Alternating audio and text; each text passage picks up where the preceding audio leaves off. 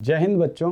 कल की क्लास में हमने नाभिक के बारे में पूरा जान लिया था और नाभिक की सारी थ्योरी हमने पढ़ ली थी कि नाभिक किस प्रकार से कार्य करता है और इलेक्ट्रॉन, प्रोटॉन और न्यूट्रॉन के बारे में अच्छे से जान लिया था। इसके बाद में हमने रेडियो सक्रियता के बारे में जाना और नाभिक के स्थायित्व के बारे में जाना। बच्चों आज उनसे जुड़े हुए क्वेश्चंस कर लेते हैं, आंकिक प्रश्न कर लेते हैं, ताकि हम नाभिक के बारे में जो भी हमसे पूछा जाए एग्ज़ाम में हम उसको अच्छे से कर पाएँ।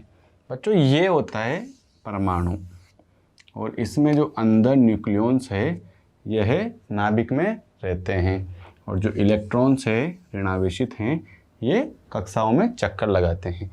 ये है basic structure for a atom और हम करेंगे इसके आंकिक प्रश्न।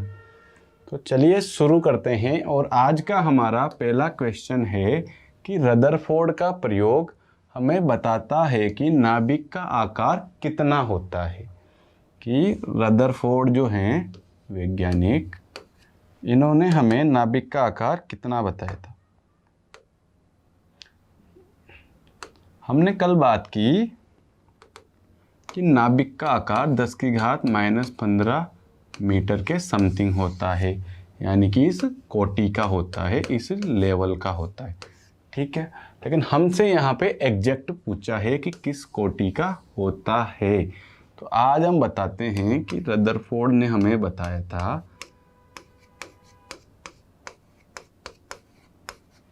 कि नाभिक का आकार 10⁻⁻15 मीटर से लेके 10⁻⁻14 मीटर तक होता है।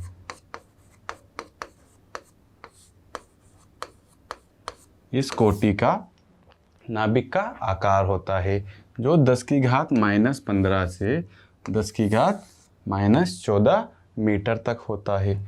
बच्चों यहाँ पे -15 है और यहाँ पे -14 है, तो आप ये मत सोचिए कि बड़ा वाला पीछे लिख दिया, छोटा वाला आगे लिख दिया। बच्चों इसकी वैल्यू कम होती है इसकी तुलना में। 10⁻⁻15 छोटा होता है और उससे 10 गुना भारी होता है 10⁻⁻14, यानी कि 15 छोटा होता है और -14 बड़ा होता है। इसलिए हमने छोटे वाले को आगे लिखा था, बड़े वाले को पीछे लिखा था। और हमारे क्वेश्चन में यहाँ पे इस प्रकार है 10⁻⁻15 से 10⁻⁻14 मीटर, और हमारा ये ऑप्शन सत्य हो जाएगा, सही हो जाएगा। तो क्या हो गया कि नाभिक का आकार कितना बताया, 10⁻⁻15 से 10⁻⁻14 मीटर। हमारा अगला क्वेश्चन है बच्चों कि सन 1898 में परमाणु का प्रथम मॉडल किसने प्रस्तावित किया था। परमाणु मॉडल्स दिए गए थे।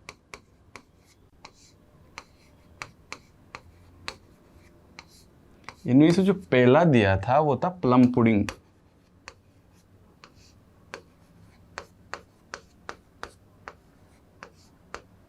मॉडल, ये था पहला मॉडल कौन सा था, प्लम पुडिंग मॉडल। बच्चों इसमें जे थॉमसन ने एक ऐसा फोटो बनाया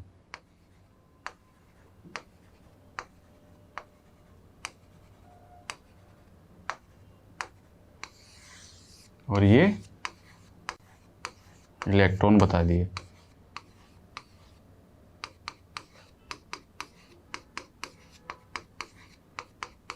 और ये बीच में प्रोटॉन बता दिए। ये था पहला मॉडल। इनमें उन्होंने बताया कि जैसे खरबूजा होता है या तरबूज होता है, तो तरबूज में जो लाल वाला भाग है वो तो उन्होंने बताया प्रोटॉन, और जो बीज हैं, काले बीज हैं, उन्हें बता दिया इलेक्ट्रॉन। तो इस प्रकार उन्होंने पहले मॉडल में परमाणु की व्याख्या की, इसीलिए उनका मॉडल को पहला मॉडल कहा जाता है। और जो उन्होंने बीजों के बारे में बताया था वो बीज थे इलेक्ट्रॉन, और इलेक्ट्रॉन के बारे में उन्होंने जो बताया, आकार के बारे में बताया, उसके आवेश के बारे में बताया, वो सत्य था। इसलिए इलेक्ट्रॉन की खोज का श्रेय हम जे थॉमसन को ही देते हैं। तो जो परमाणु का पहला मॉडल था वो किसने बताया था बच्चों, जे थॉमसन ने। जो दूसरा मॉडल था, पहला तो फिक्स हो गया, जे थॉमसन ने बताया। किसने बताया दूसरा? नील्स बोहर ने। सॉरी, दूसरा बताया था रदरफोर्ड ने। दूसरा किसने बताया? रदरफोर्ड ने। और इन्होंने किस प्रकार बताया था बच्चों? इन्होंने प्रयोग किया था अल्फा कण प्रकीर्णन प्रयोग। पहला मॉडल किसने? जे थॉमसन ने। और किस प्रकार दिया? उन्होंने कहा कि जो तरबूज होता है, जैसे उसमें बीज बिखरे हुए होते हैं, परमाणु के अंदर इलेक्ट्रॉन भी इन बीजों की तरह ही बिखरे हुए होते हैं, जो कि बाद में जब प्रयोग किए गए तो पता चल गया कि गलत कह रहे हैं। लेकिन पहला मॉडल तो उन्होंने प्रस्तावित किया जो उनके टाइम के हिसाब से तो बेस्ट था, इसलिए उनको पहले मॉडल का श्रेय दिया जाता है। और इलेक्ट्रॉन के बारे में जो बताया था कि बिखरे हुए रहते हैं, इसके अलावा उन्होंने जो बताया, जैसे आवेश के बारे में बताया कि इलेक्ट्रॉन नेगेटिव होता है, तो वो सब के कारण इलेक्ट्रॉन की खोज का श्रेय किसको दिया गया था? जे थॉमसन को। जो सेकंड मॉडल था परमाणु को, वो दिया था रदरफोर्ड ने। इनका नाम है अर्नेस्ट रदरफोर्ड। ठीक है। उन्होंने क्या किया था? अल्फा कण प्रकीर्णन प्रयोग। यह प्रयोग क्या होता है कि एक सोने की बारीक झिल्ली होती है, जिसके ऊपर अल्फा कणों की बौछार की जाती है मशीन के द्वारा। तो उस पे उन्होंने पाया कि बहुत सारे कण तो सीधे निकल गए, अल्फा कण, जिससे तो पता चल गया कि परमाणु का अधिकांश भाग खाली होता है।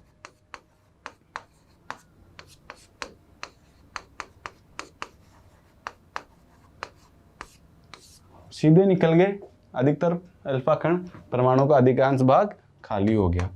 कुछ अल्फा कण थोड़े कोण पे मुड़ गए। जैसे हम उसकी बात करें कि जैसे ये सोने की पट्टी है और यहाँ से कोई मशीन है जिसके द्वारा अल्फा कण बौछार की जा रही है। तो इसमें क्या होगा कि मोस्टली तो निकल गए सीधे। कुछ ऐसे आए कि जैसे ये सीधा आया और सीधा ही चल गया, माना कि यहाँ पे नाभिक है। कुछ ऐसे आए जो यहाँ तक आए और ऐसे निकल गए।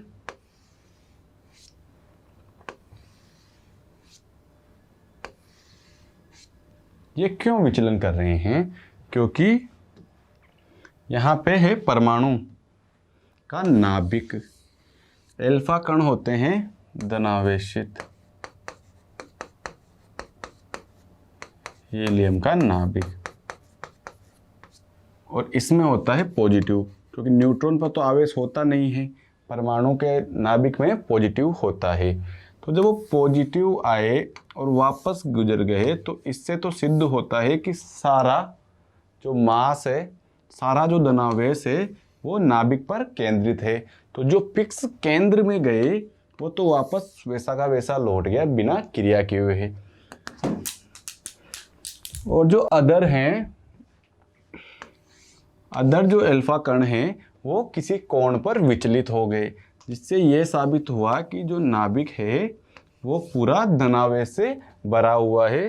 पूरे परमाणु का धनावेश नाभिक पर ही विद्यमान है।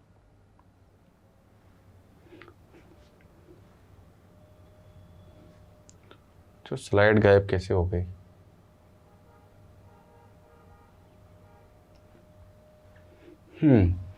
तो सेकंड वाला हो गया नील्स बोहर का, सॉरी इसका रदरफोर्ड का। और थर्ड वाला दिया था नील्स बोहर ने, जो उन्होंने अभिग्रहित दिए थे। उन्होंने कोई मॉडल नहीं दिया, लेकिन परमाणु से जुड़े हुए अभिग्रहित दिए थे। और आइंस्टीन सर ने परमाणु के बारे में कोई जानकारी नहीं दी थी। इस प्रकार से हमने एक क्वेश्चन समझ लिया कि इन्होंने दिया था पहला, इन्होंने दिया था दूसरा, और नील्स बोहर ने दिया था तीसरा। ठीक है। इसके बाद में अगला है कि नाभिक के चारों ओर किसी कक्षा में गतिमान इलेक्ट्रॉन की गतिज ऊर्जा के स्थितिज ऊर्जा U किस प्रकार संबंधित होती है। तो ये इस प्रकार संबंधित होती है क्यों होती है? क्योंकि हमने यही सीखा था कि जो इलेक्ट्रॉन की गतिज ऊर्जा है वो स्थितिज ऊर्जा का डबल होती है। ठीक है, यही चीज़ हमने ग्रेविटेशन वाले चैप्टर में सिद्ध भी की थी। ग्रेविटेशन या गुरुत्वाकर्षण वाले चैप्टर में हमने ग्रहों के लिए सिद्ध भी की थी। इसके बाद में अगला हमारा टॉपिक है, क्वेश्चन है कि लेज़र की फुल फॉर्म क्या होती है। बच्चों, लेज़र के लिए आपको पता होना चाहिए कि लेज़र की फुल फॉर्म होती है light amplification by stimulated emission of radiation. बच्चों, ये क्वेश्चन भी आ सकता है और एक ये क्वेश्चन भी आ सकता है। आप कमेंट कीजिए कि सोनार की फुल फॉर्म क्या होती है, हम आपको बताते हैं कि लेज़र की फुल फॉर्म क्या होती है। अगली क्लास में हम सोनार के बारे में आपको बताएंगे कि सोनार की फुल फॉर्म क्या होती है। जब तक आप गेस कीजिए और हमें बताइए कि सोनार की फुल फॉर्म क्या होती है। अभी तो हम पढ़ रहे हैं लेज़र की फुल फॉर्म, जो क्या होती है, light amplification by stimulated emission of radiation. ठीक है, लेज़र समझ में आया? लेज़र तो आपने देखा होगा कि हम मेलों में से या दशहरे में से लाते हैं। एक ऐसी लाइट होती है जो एक लाइट निकालती है जो बहुत दूर तक जाती है। एक लाइट निकालती है रेड कलर की, वो बहुत दूर तक जाती है। वो दूर तक क्यों जाती है? क्योंकि उसमें प्रकीर्णित प्रकाश होता है और फिक्स होता है, उसमें ध्रुवित प्रकाश होता है और फिक्स होता है, वो फैलता नहीं है। तो फैलता नहीं है तो इसलिए वो दूर तक जा पाता है। यदि अदर बैटरीज की तरह वो फैल जाएगा तो इतना दूर नहीं जा पाएगा। लेज़र की फुल फॉर्म एक बार और पढ़ लीजिए, क्या होता है, light amplification by stimulated emission of radiation. अगला हमारा क्वेश्चन है कि एक कण बना होता है। कौन सा कण? एल्फा कण। एक एल्फा कण काय का बना होता है। बच्चों, एल्फा कण क्या होता है मैं बताऊं? एल्फा कण होता है धनावेशित हीलियम नाभिक। नाभिक क्यों? क्योंकि ये पूरा धनावेशित है तो इसमें इलेक्ट्रॉन नहीं है, इसलिए क्या बचेगा, केवल नाभिक। तो हीलियम नाभिक में क्या होता है, 2 प्रोटॉन और 2 न्यूट्रॉन। तो यहाँ पे क्या आ गया, हीलियम नाभिक। हीलियम कण काय का बना होता है, एल्फा कण काय का बना होता है, धनावेशित हीलियम ही होता है। और धनावेशित हीलियम में क्या होते हैं, 2 प्रोटॉन और 2 न्यूट्रॉन। इसके बाद में अगला हमारा क्वेश्चन है कि रेडियो सक्रियता की घटना कैसे जुड़ी हुई है। रेडियो सक्रियता में होता क्या है? इलेक्ट्रॉन का क्षय? नहीं, ऐसा तो हमने नहीं पढ़ा। नाभिक का क्षय? ऐसा भी नहीं होता। तो क्या होता है, नाभिकीय विखंडन? हाँ, नाभिकीय विखंडन भी नहीं होता। नाभिक का क्षय होता है कि जो न्यूट्रॉन हैं, प्रोटॉन हैं, उनके क्षय से 2 अलग अलग पार्ट्स बन जाते हैं। इनमें से अल्फा, बीटा और गामा किरणें निकलती है। तो इन किरणों के कारण नाभिक का क्षय होता है और क्षय के कारण ही किरणें निकलती है। तो रेडियो एक्टिविटी की घटना क्या हो गई, नाभिक का क्षय। तो इसका करेक्ट आंसर हो जाएगा, नाभिक के क्षय से रेडियो सक्रियता या रेडियो एक्टिविटी की घटना जुड़ी हुई होती है। अगला क्वेश्चन है बच्चों कि निम्न में से विद्युत चुंबकीय प्रवृत्ति नहीं है। किसकी विद्युत चुंबकीय प्रवृत्ति नहीं होती बच्चों? बीटा किरणों की, क्योंकि जो एक्स किरणें हैं ये तो विद्युत चुंबक होती है और गामा भी होती है। तो क्या बचा, बीटा किरणें। इसके बाद में अगला क्वेश्चन है कि रेडियो सक्रियता की खोज किसने की थी। यदि यहाँ पे एक ऑप्शन और होता ई और उसमें लिखा हुआ होता मैडम क्यूरी, फिर आप कौन सा ऑप्शन सही करते? जब हमें ई वाला ऑप्शन दिया हुआ है और वहाँ पे लिखा हुआ है मैडम क्यूरी, तो आप एक बार क्वेश्चन पढ़िए कि रेडियो सक्रियता की खोज किसने की, रदरफोर्ड ने, डाल्टन ने, हेनरी बेकुरल ने या मैडम क्यूरी ने।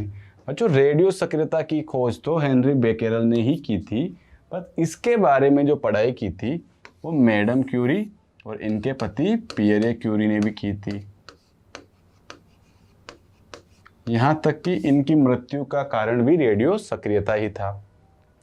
इसके बाद में अगला क्वेश्चन है कि निम्न में से भेदन क्षमता महत्तम किसकी होती है, महत्तम या अधिकतम।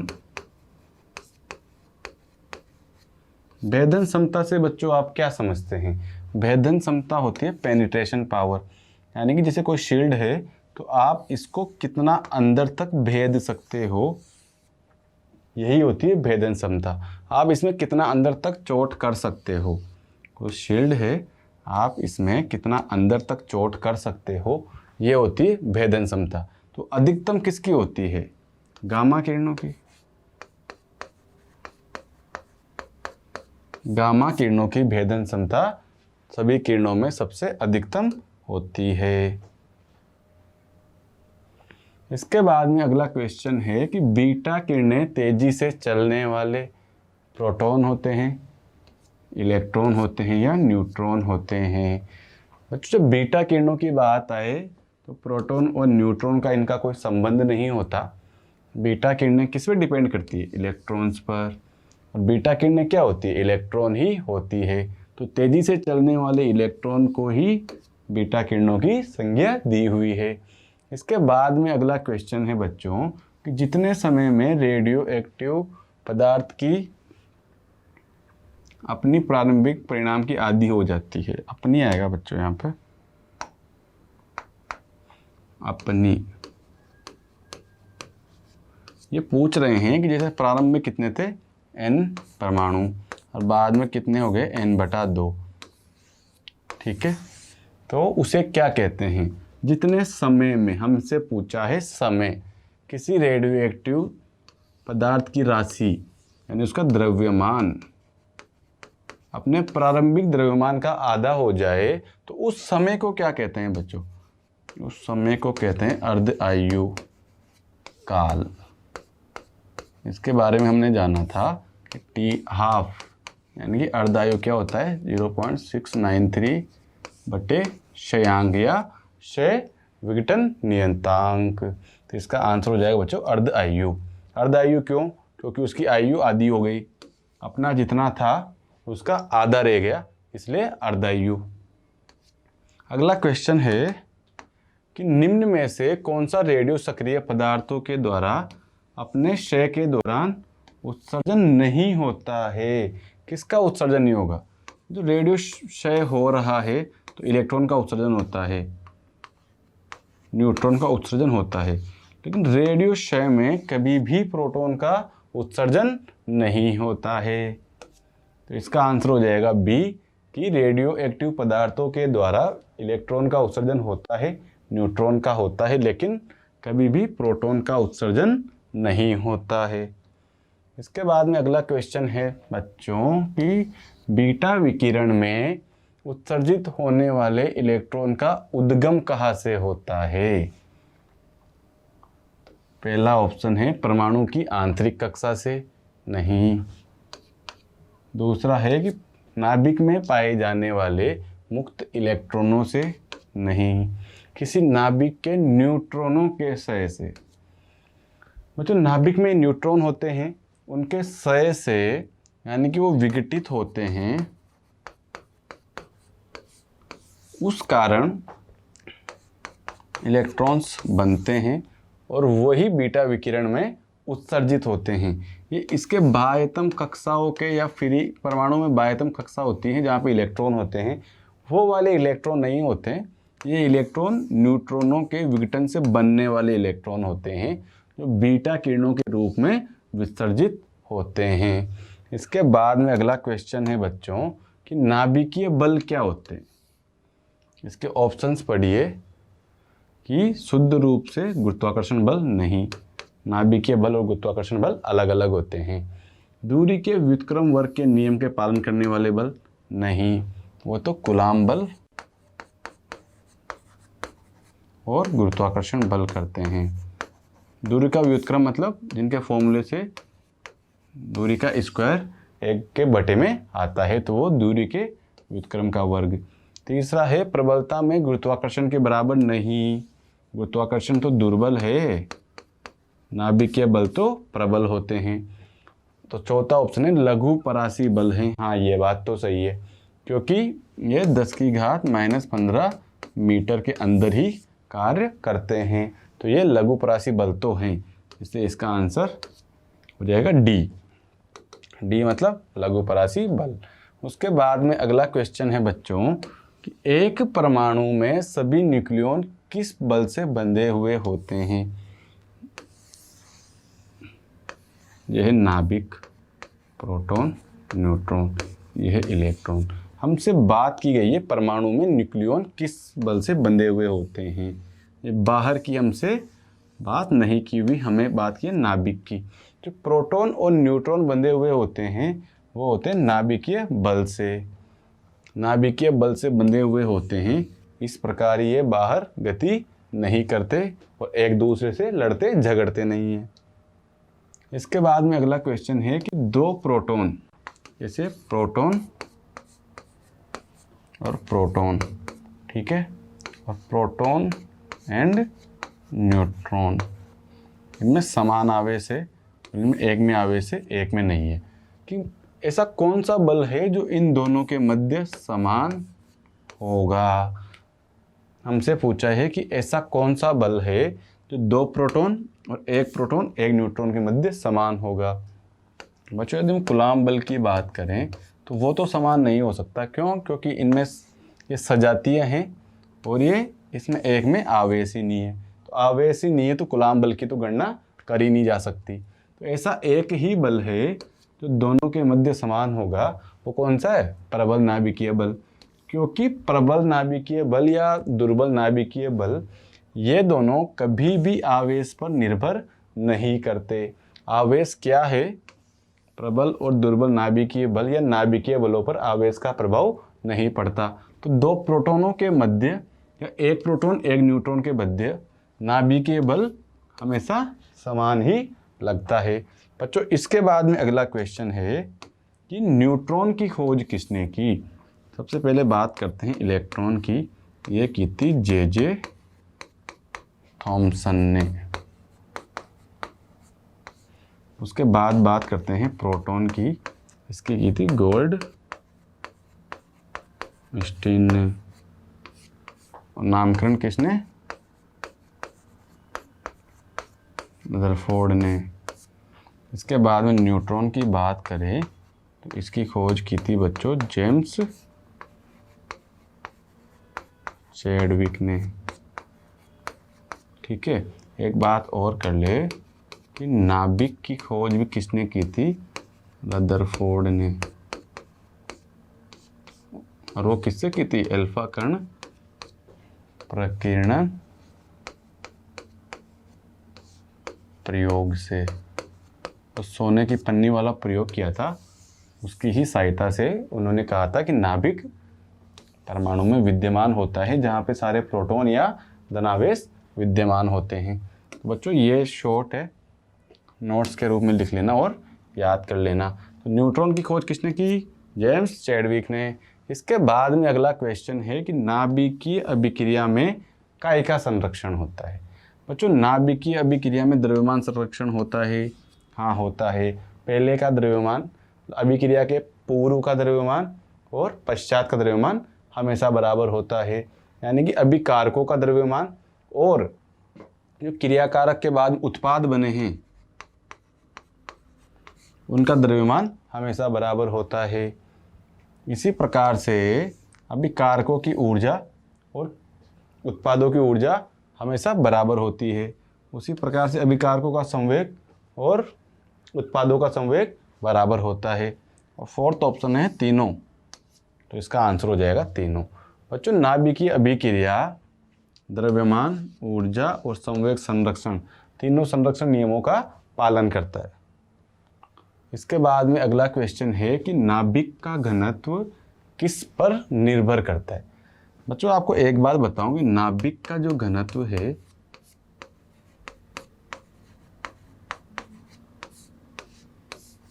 वो उसमें उपस्थित प्रोटॉन और न्यूट्रॉन पर निर्भर ही नहीं करता। अब सर आप बोलोगे सर ये क्या बात हुई, निर्भर ही नहीं करता। बच्चों जितने भी प्रकृति में तत्व हैं उनके नाभिक का घनत्व सबका समान होता है। अब आप कहोगे कि सर किसी में प्रोटॉन न्यूट्रॉन 10 भी हैं, प्रोटॉन 10 भी हैं, किसी में एक ही है, एक प्रोटॉन न्यूट्रॉन एक ही है, तो घनत्व बराबर कैसे हुआ। बच्चों यदि प्रोटॉन न्यूट्रॉन ज़्यादा हैं तो उस नाभिक की जो एरिया होगा वो भी ज़्यादा होगा और वो ज़्यादा समय ज़्यादा जगह में रहेंगे तो उनका घनत्व बराबर हो जाएगा। यानी कि यदि एक ही है तो नाभिक छोटा होगा, 10 हैं तो नाभिक बड़ा होगा, लेकिन घनत्व हमेशा बराबर होगा। प्रकृति में उपस्थित सभी तत्वों का घनत्व, नाभिक का घनत्व हमेशा बराबर होता है। तो काय पे निर्भर करता है, द्रव्यमान संख्या पर नहीं। द्रव्यमान संख्या क्या होती है, प्रोटॉन एंड न्यूट्रॉनों की संख्याओं का योग। परमाणु संख्या पर नहीं, क्यों, क्योंकि प्रोटॉनों पर निर्भर ही नहीं करता। न्यूट्रॉनों की संख्या पर नहीं, न्यूट्रॉनों की संख्या पर निर्भर नहीं करता। इसका आंसर क्या हो जाएगा, इसका आंसर हो जाएगा डी, इनमें से कोई नहीं। उसके बाद में अगला क्वेश्चन है कि नाभिक का घनत्व, यानी कि ऊपर वाले क्वेश्चन से ही जुड़ा हुआ है कि नाभिक का घनत्व द्रव्यमान संख्या पर किस प्रकार निर्भर करता है। और रो यहाँ पे क्या दिया गया है, घनत्व। बच्चों जैसा कि हमने बताया कि नाभिक का घनत्व सभी तत्वों के लिए समान होता है। जब सभी तत्वों के लिए समान हो गया तो नाभिक का घनत्व क्या हो गया, नियतांक हो गया, क्योंकि ये सभी तत्वों के लिए समान है। तो नाभिक का घनत्व, क्या आपको लगता है कि घनत्व 1/, क्या है, द्रव्यमान संख्या, इस पर निर्भर करता होगा? नहीं। जब वो किसी चीज़ पर निर्भर ही नहीं करता तो वो बटे में हो या घात में वो निर्भर नहीं करेगा। दूसरा है कि रो समानुपाती रूट में ए क्या है, द्रव्यमान संख्या, इस पर भी निर्भर नहीं करेगा। और तीसरा है कि डायरेक्ट द्रव्यमान संख्या, इस पर भी निर्भर नहीं करेगा। नाभिक का घनत्व नियतांक होता है जो सब तत्वों के लिए समान होता है। इसके बाद में अगला क्वेश्चन है कि नाभिक का आयतन के सीधे अनुपातिक होता है। बच्चों ये आज का लास्ट क्वेश्चन है कि नाभिक का जो आयतन है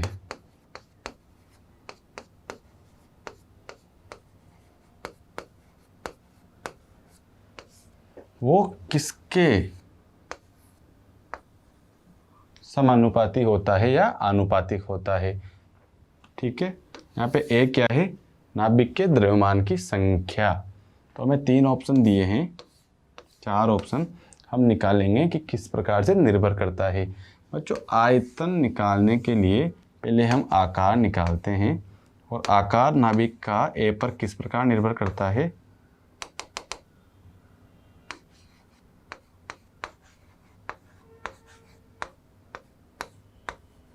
इतना तो हमने पढ़ा था, यह होती है त्रिज्या, और आकार के लिए इसी प्रकार निर्भर करता है।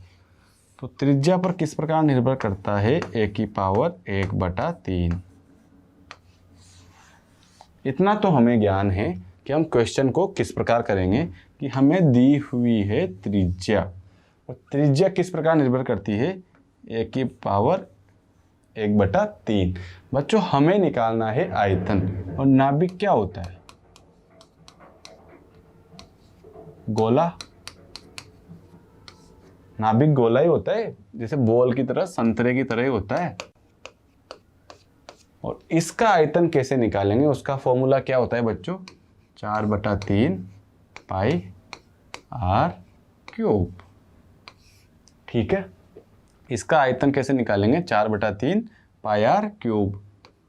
यदि हम इधर भी क्यूब करेंगे तो a⁴।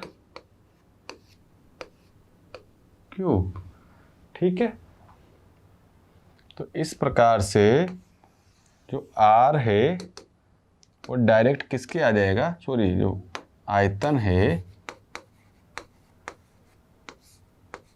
वो डायरेक्ट किसके क्यूब में आ जाएगा बच्चों, सॉरी a के बराबर आ जाएगा। क्यों? क्योंकि इधर r की पावर क्यूब करेंगे आयतन के लिए और उसको किसके बराबर करेंगे, a के 1/3 के क्यूब के। तो ये क्या है, आयतन। इसको सोल्व करके क्या लाए हम, a, क्योंकि 3 से 3 कट जाता है। तो आयतन किसके अनुपातिक में हो गया, किसके समानुपाती हो गया, a के। बच्चों यदि यहाँ आयतन के बजाय आकार होता तो हमारा आंसर a⁻3 होता, लेकिन हमसे पूछा गया है आयतन का। तो आयतन के लिए हमने सोल्व किया और हमने पाया कि आयतन किसके समानुपाती होता है, द्रव्यमान संख्या के। बच्चों इस प्रकार से हमने इस चैप्टर से जुड़े हुए सारे क्वेश्चंस कर लिए और इसकी थ्योरी भी बहुत अच्छे से पढ़ी थी और आई होप आपको अच्छे से याद भी हो गई होगी। अगला जो हमारा टॉपिक होगा या चैप्टर होगा वो होगा अर्धचालक। और अर्धचालक बहुत छोटा सा टॉपिक है, बहुत छोटा सा चैप्टर है, इसलिए हम इसे डायरेक्ट न्यूमेरिकल्स के माध्यम से ही करेंगे और आपको अच्छे से समझ आ जाएगा, इतना हम मेक श्योर करते हैं। तो आज की क्लास में फ़िलहाल इतना ही। अगली क्लास में हम अर्धचालक के बारे में पढ़ेंगे। जब तक आप जो अब तक पढ़ाया गया है उसे रिवाइज करते रहिए और उसे पढ़ते रहिए और अग्निवीर बनने के लिए डट के लगे रहिए। तो इस प्रकार से हमने आज एटम के बारे में पढ़ा और आज के लिए हम इतना ही पढ़ पाएँ। अगली क्लास में हम अर्धचालक पढ़ेंगे। जब तक हंसते रहिए, मुस्कुराते रहिए और देखते रहिए एजुकेशनल एक्सीलेंस का यूट्यूब चैनल। Thank you. जय हिंद, जय भारत।